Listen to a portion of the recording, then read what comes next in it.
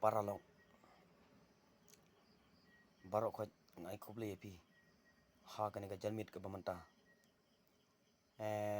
paralog ba in hon ya kini ki video ke jonga pi page na kapor sa kapor bat ka jungkat patrit ka jonga kane kapor ka bamanta kalong ba ngakwa pin ya subscribe lang ya nga mo nomor ba ngaru ngasa subscribe ya ki we ki ondang alai ki video jengki pardo persnam ke jengi kamtam ki para kher ki pramer ki jengi ki prari prarat ki jengi nga sat icon subscribe lam ya kiru kanang bakiru kin kyu hi te paralog ba in kane kalong ka jengker patrit ka jonga hakmat ka jengpi bat ngaru ngakwa ya ba pinru pin pen subscribe lang lam ya kane ka video ka jonga kanang ba ngaru ngana yo mensim ya kaban penmi ki video na kapor sa kapor hoj lasisya ngampat biang ki koribor lasisya ngampat biang kini kitai ya ka pen itnat lani ka pen wandur ya ka pihi pipet ya ka video ka junga watlah kataru paralog ba ije ngakwa bapin subscribe lang mo pin aibek pot akan tuka bel mo ladap mo tangkum ta kalong ka kam ka basting kalong ka kam ka ba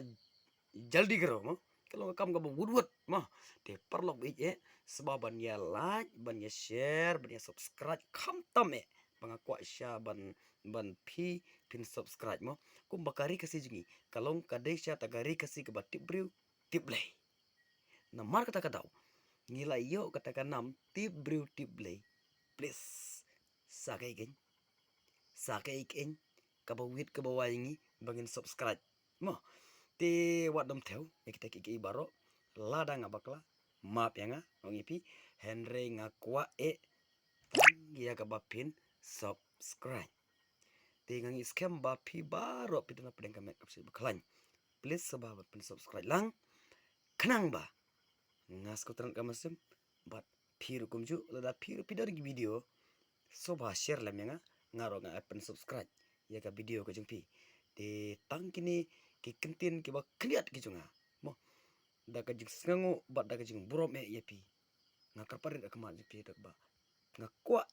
ba pin subscribe mo wat lagi long ki video junga ki ba da kumni de kumtai ki ba yole se ki ba mela ban wanra ki ba sngaw tanat akamat ga jengpi wat la kata roba ai be dumdam ban subscribe wat nom pik iki baro subscribe lang perlo kenang ba mo te tangani video juga akan ngemik ke pemda. God bless you.